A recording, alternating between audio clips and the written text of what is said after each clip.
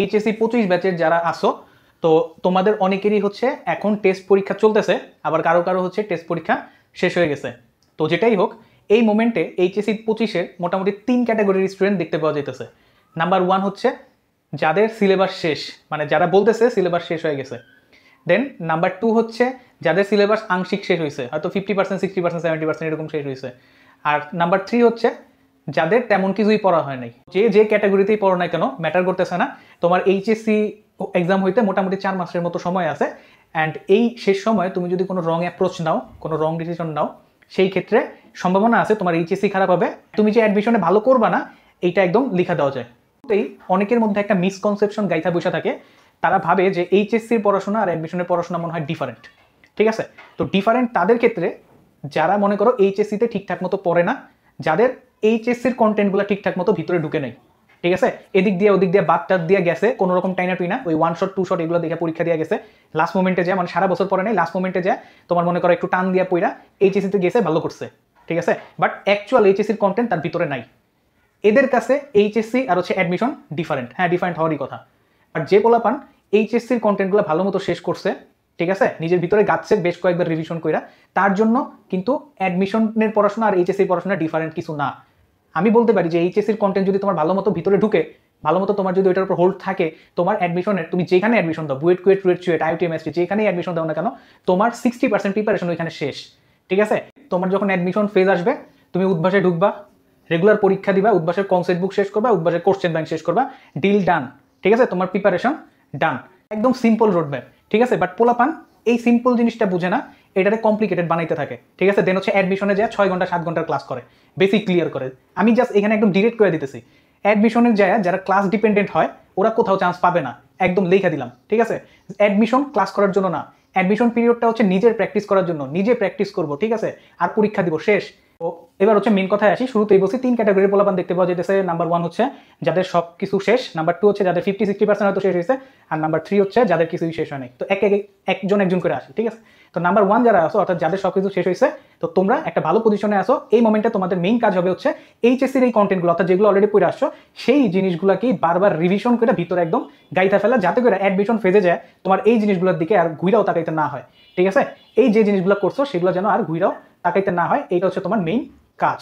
ঠিক আছে, তাইলে আর কি করতে পারো, তোমার যদি মনে করো পুরো সিলেবাস শেষ হয়ে থাকে ভালো মতো, তাহলে তুমি এখনই একটা মডেল টেস্ট প্রোগ্রামে এনরোল করতে পারো। ধরো হচ্ছে উদ্ভাস যেটা চালায় সেটাতে এনরোল হয়, রেগুলার মডেল টেস্ট দিলে এটা তোমার জন্য বেটার হবে। ঠিক আছে, যদি সিলেবাস পুরোটা শেষ হয়ে থাকে, তোমার জন্য এই মোমেন্টে মডেল টেস্টটা চালানো বেটার হবে। ঠিক আছে, দেন এগুলো করার পর নেক্সট হচ্ছে মনে করো তোমার যদি অ্যাডমিশন রিলেটেড কোনো পড়াশোনা করতে মন চায়, তুমি করবা কি, সিম্পলি ইঞ্জিনিয়ারিং কোশ্চেন ব্যাংক আর ভার্সিটি কোশ্চেন ব্যাংক, এই দুইটা জিনিস করা শুরু করবা। ঠিক আছে, যে কোনো একটা চ্যাপ্টার প্রথমে বইপাতি যাই পড়ছো এইচএসসিতে সেগুলো একটা রাউন্ড রিভিশন দিয়ে দিবা। দেন হচ্ছে করবা কি, ইঞ্জিনিয়ারিং কোশ্চেন ব্যাংকে ঢুকবা, ঢুকা হচ্ছে এখানে যে কোশ্চেনগুলো আসছে নিজে নিজে করার চেষ্টা করবা। যদি অবশ্যই সব তুমি পারবা না, সব না পারলেও সমস্যা নেই, সলিউশন দেওয়া থাকে, সলিউশন দেখা বুঝার চেষ্টা করবা। এইটাই তোমার প্রি অ্যাডমিশন। ঠিক আছে, এইটাই তোমার প্রি অ্যাডমিশন। কোনো আলাদা কইরা কোর্সে এনরোল হওয়া মানে হচ্ছে এইটা হুদাই একটা ওয়েস্ট অফ মানি, এটা হুদাই একটা ওয়েস্ট অফ টাইম। আগেই বলছি, অ্যাডমিশন ক্লাস করার জায়গা না, অ্যাডমিশন নিজের প্র্যাকটিস করার জায়গা। তো অ্যাডমিশনের প্রিপারেশন যদি তুমি এখনই নিতে চাও, কিছু একটু আগে রাখতে চাও, সেই ক্ষেত্রে তুমি জাস্ট তোমার engineering question bank, varsity question bank, এই দুটা নিজে নিজে করার চেষ্টা করবা। না পারলে সলিউশন দেখবা। এই হচ্ছে তোমার প্রি অ্যাডমিশনের পড়াশোনা, কোনো কোর্স না, একদম না মানে না। ঠিক আছে, এই হচ্ছে যারা মোটামুটি সিলেবাস ভালো মতো শেষ করে ফেলছো তাদের জন্য বলতেছি। তো এবার আসো সেকেন্ড ক্যাটাগরির যারা আছো তাদের জন্য, যাদের মোটামুটি 50-60% প্রিপারেশন ডান। ঠিক আছে, তো আগেই বলি তোমাদের জন্য দুইটা জিনিস হারাম। সেটা হচ্ছে তোমাদের জন্য যে কোনো মডেল টেস্ট প্রোগ্রামে এনরোল করাটা হারাম, আর সেকেন্ড হচ্ছে তোমাদের জন্য অ্যাডমিশনের চিন্তা এই মোমেন্টে করাটা হারাম। ঠিক আছে, তোমাদের জন্য এখন আরাম কি, তোমাদের জন্য এখন আরাম হচ্ছে জাস্ট এইচএসসির কন্টেন্টটা যত দ্রুত পারো শেষ করা, শেষ করে অ্যাটলিস্ট 2 বার এইচএসসিতে বসার আগে যেন তুমি রিভিশন করে যেতে পারো। এটাই হচ্ছে তোমার মেইন গোল এখন হওয়া উচিত।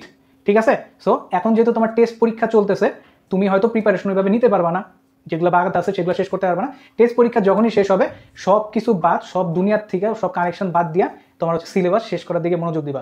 1-1.5 মাসের বেশি যেন তোমার না লাগে বাকি যেগুলো বাদ আছে সেগুলো শেষ করার জন্য। ঠিক আছে, শেষ করেই দেন হচ্ছে রিভিশনে ঢুকবা। তোমার কোনো মডেল টেস্ট প্রোগ্রামে এনরোল করার দরকার নেই, সিলেবাসই শেষ হয়, তুমি পরীক্ষা দিয়ে কি তোমার হচ্ছে উদ্ধার করবা বলো। ঠিক আছে, তুমি যদি এই মোমেন্টে মনে করো একটা মডেল টেস্ট প্রোগ্রামে ঢুকে যাও, ধরো উদ্ভাসেই ঢুকো, উদ্ভাসের রেগুলার পরীক্ষা হইব, তুমি আরো প্রেশারে পড়ে যাবা, ঠিক আছে? যেগুলা শেষ হয় নাই দেখবা ওগুলা শেষ করার কোনো সময়ই পাইতেছো না, এটা একদম মিলাই নিও। প্রত্যেক বছর এই ধরনের ঘটনা কিন্তু আমরা দেখি, ঠিক আছে? এই মডেল টেস্ট নিয়ে বেশি ফাল পারে যেটি সিলেবাস শেষ হয় না সেগুলো, তারা ভাবে কি মডেল টেস্টে ঢুকলে ওইটার উসিলায় নাকি তার পড়া হবে, দেন হচ্ছে তার হচ্ছে সিলেবাস শেষ হবে। কিন্তু দেখা যায় মডেল টেস্ট প্রোগ্রামে ঢুকছে তোমার হচ্ছে পরীক্ষার প্রেশারে, যেগুলো শেষ হয় নাই সেগুলো সে ধরতেও পারে নাই, ঠিক আছে? এই ঘটনা ঘটে। তো তোমাদের জন্য প্রথমেই বললাম কোনো মডেল টেস্ট প্রোগ্রামে ঢোকার দরকার নেই, তোমার এত পরীক্ষা দিয়ে লাভ নেই, আপাতত তোমার সিলেবাস শেষ করতে হবে প্রথমত। অ্যান্ড যেহেতু তোমার সিলেবাস শেষ হয় নাই, তো তোমার ক্ষেত্রে প্রি অ্যাডমিশন নিয়ে তো আসলে কিছু বলার নাই। প্রি অ্যাডমিশনের পড়াশোনা মেনলি হচ্ছে তোমার engineering question bank, varsity question bank নিজে নিজে করার চেষ্টা করা, এইটা তোমার জন্য আর মানে সুইটেবল না এখনো, ঠিক আছে? তো তুমি এই জিনিসটাকে তোমার অ্যাডমিশন ফেজে সলভ করার জন্যই রাইখা দাও, কোনো সমস্যা নাই। অ্যান্ড এইটা এনশিওর করো যেন অ্যাডমিশন ফেজে যায় তোমার এইচএসসির কোনো ল্যাকিংস কাভার করতে টাইম ওয়েস্ট করতে না হয়, জাস্ট এইটুকু এনশিওর করো। অ্যান্ড ভালো মতো পড়াশোনায় মনোযোগ দাও, ঠিক আছে?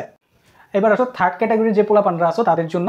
তো তোমাদের যেহেতু কিছুই শেষ হয়নি, তোমাদের আসলে প্রথমত যেটা মাথার থেকে বাইর করে দিতে হবে সেটা হচ্ছে অ্যাডমিশন টেস্ট, ঠিক আছে? সো অ্যাডমিশন নিয়ে তোমার কোনো ভাবার কোনো দরকারই নেই। তোমার এখন মেইন টার্গেট হবে হচ্ছে এইচএসসিতে কোনো রকম A+টা এনশিওর করা, ঠিক আছে? তো এইচএসসিতে A+ পাওয়ার জন্য সব চ্যাপ্টার পড়তে হবে না, সব টপিকও পড়তে হবে না, কিছু সিলেক্টিভ জিনিস পড়লেই তুমি A+ পাওয়া যাবা। কোনো চ্যাপ্টার তুমি তো ডিটেলসে পড়তে পারবেই না, তোমার স্পেসিফিক টপিক ধরে ধরে পড়তে হবে। আমি বলবো হচ্ছে ওয়ান শট যে ক্লাসগুলো তুমি পাবা ইউটিউবে, সেগুলো ধরে হচ্ছে তুমি ক্লাসগুলো করার চেষ্টা করবা, ঠিক আছে? আর সেগুলো যদি তোমার ভালো না লাগে, আমরা হচ্ছে মার্চ মাস থেকে নেক্সট প্রফেসরের যে চ্যানেল, সেখানে ওয়ান শট আপলোড করা শুরু করবো। এটাকে আমরা ওয়ান শট বলি না, এটাকে আমরা বলি হচ্ছে সাজেশন শট, ঠিক আছে?